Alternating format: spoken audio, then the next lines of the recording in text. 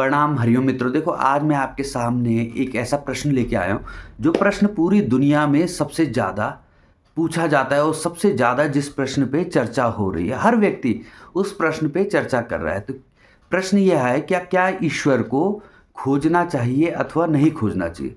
तो देखो, मैं तो कहता हूँ कि ये प्रश्न ही पहले गलत है। वास्तव में ये प्रश्न गलत क्यों है कि खोजा तो उसको जाता है ना जो कहीं खोया हो।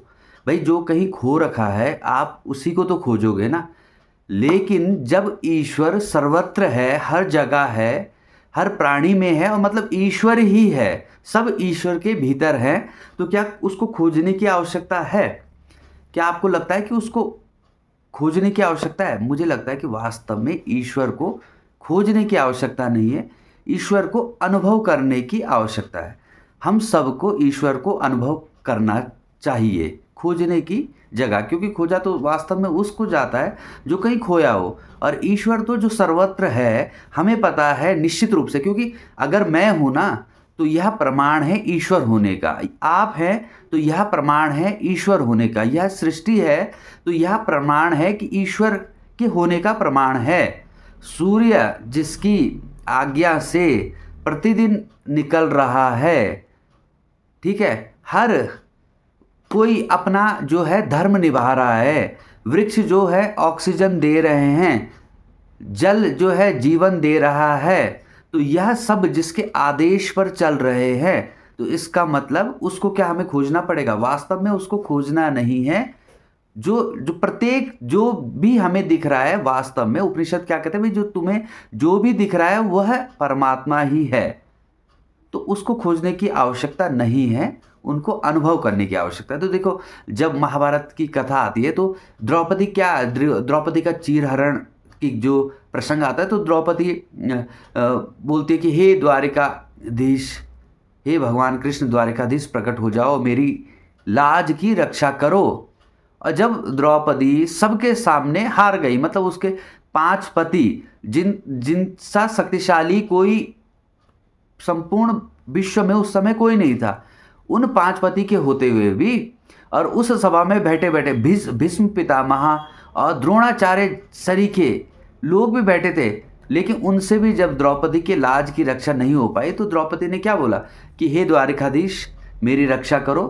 तो तुरंत भगवान प्रकट हुए। तो भाई, द्रौपदी कहती है कि आपने इतनी देर क्यों की? तो भगवान कहते हैं कि भाई, तुमने क्या बोला कि द्वारिकाधीश प्रकट हो? अगर तुम भाई, इसका मतलब तुम मान रहे हो ना कि ईश्वर यहाँ नहीं है, कहीं और है, तो उसको कहीं और से ही तो आना पड़ेगा।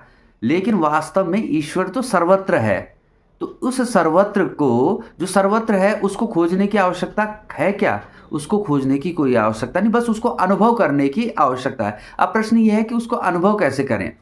तो ईश्वर को जो माना गया है आनंद स्वरूप, आनंद स्वरूप, और आनंद का अनुभव आप कब कर सकते हैं? देखो, आप ईश्वर को अनुभव कैसे कर सकते हैं, मैं अपने अनुभव से बताऊंगा।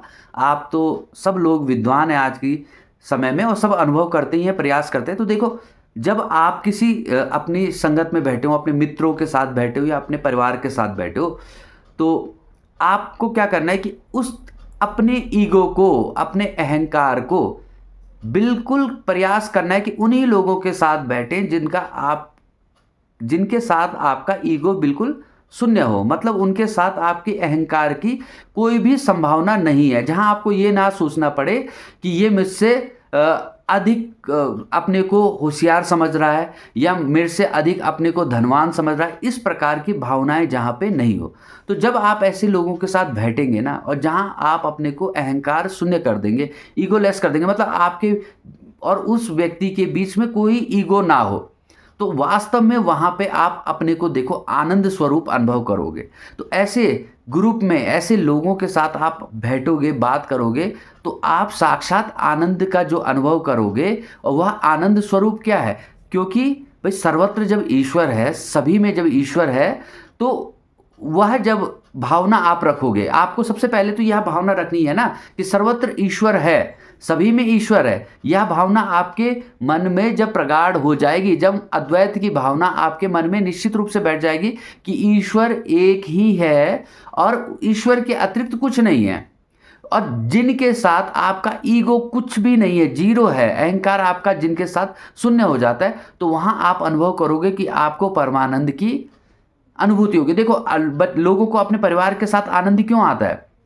वास्तव में परिवार वो है, देखो अपने बच्चों के साथ, अपने माँ पिता के साथ, जहाँ पे उनका कोई ईगो नहीं होगा, कोई अहंकार नहीं होगा, वास्तव में वहाँ उनको परमानंद मिलना ही है। और परमानंद क्या है? ईश्वर का एक स्वरूप है, ठीक है? आनंद जो है ईश्वर का स्वरूप है। तो आप निश्चित रूप से जब आप अपने अहंकार को खत्म कर देंगे, शून्य करेंगे, या ऐसे लोगों के साथ अनुभव करने की कोशिश करेंगे जिनके बीच में आपका ईगो नहीं है, तो आप वास्तविक आनंद का अनुभव करेंगे। देखो ऋषियों ने ऐसे ही नहीं कहा कि भाई अगर आपको ईश्वर को साक्षात पाना है या मोक्ष की स्थिति पानी है तो आपको अहंकार को त्यागना पड़ेगा। आपको काम, क्रोध, जिनको मोह, लोभ, इनको कम करने का प्रयास करो। तो जितना आप कम करोगे, वास्तविक रूप से आप ईश्वर के पाने के उतने ही करीब पहुंच जाओगे, क्योंकि इन सब की वजह से ही जो है माया ने हमें क्या कर रखा है? घेर रखा है। तो जब हम इनको माया रूप को त्याग देंगे, तो वास्तविक में जो महामाया है, जो भगवती है, वह उस माया स्वरूप को, हमारे जो ब्रह्म की शक्ति है, माया शक्ति है, वह हमारे आंखों से हट जाएगी, हमारे सामने से हट जाएगी, और हमें ब्रह्म का साक्षात्कार हो जाएगा। तो निश्चित रूप से आप करो और अपने अनुभव जरूर बताओ। नमस्कार।